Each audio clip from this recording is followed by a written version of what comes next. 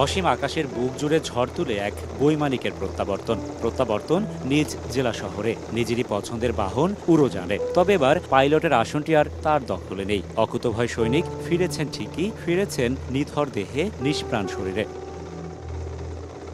নারী ছেঁড়া ধন এর আগেও বাড়ি এসেছে, ছুটে এসে জড়িয়ে ধরে শান্ত করেছে তৃষ্ণার্ত মায়ের হৃদয়। তবে এবার সন্তান নয়, অভাগা মাকেই ছুটে আসতে হলো সন্তানকে দেখতে, চোখের জলে ভেসে বিলাপ করতে করতে।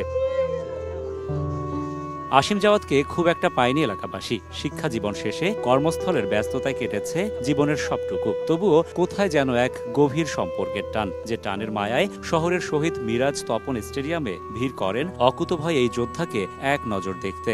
মেনে নেওয়া যায় না যে এমন একটা ছেলে মায়ের বুক খালি করে চলে গেছে। ভালো ছিল, ছিল কারণ আমরা তো পাড়াই ছিল, পাড়া তো আমাদেরই পাড়াই ছিল। 1, 2, 3 ঢাকায় জমি জিতে নিন 100% ক্যাশব্যাক সহ 20 কোটি টাকার পুরস্কার।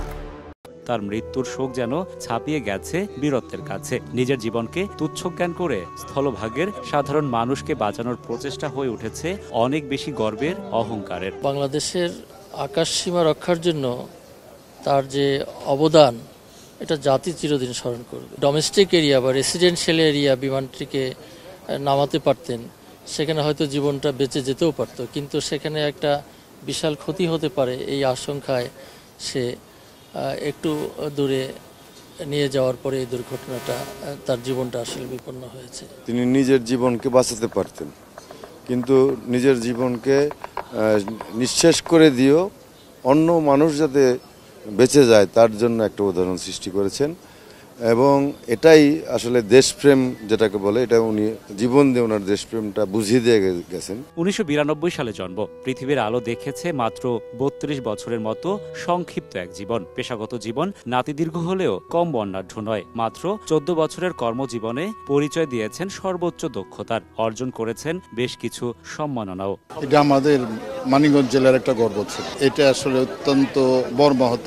অমায়িক ছিল এবং খুবই তার মন মানসিকতা, কথাবার্তা, আচার আচরণ খুবই ভালো। বিকেলে মানিকগঞ্জ শহরের সেওতা কবরস্থানে সমাহিত করা হয় বীর সৈনিক স্কোয়াড্রন লিডার মোহাম্মদ আসিম জাওয়াদকে। রাশেদ বাপ্পি, সময় সংবাদ, মানিকগঞ্জ।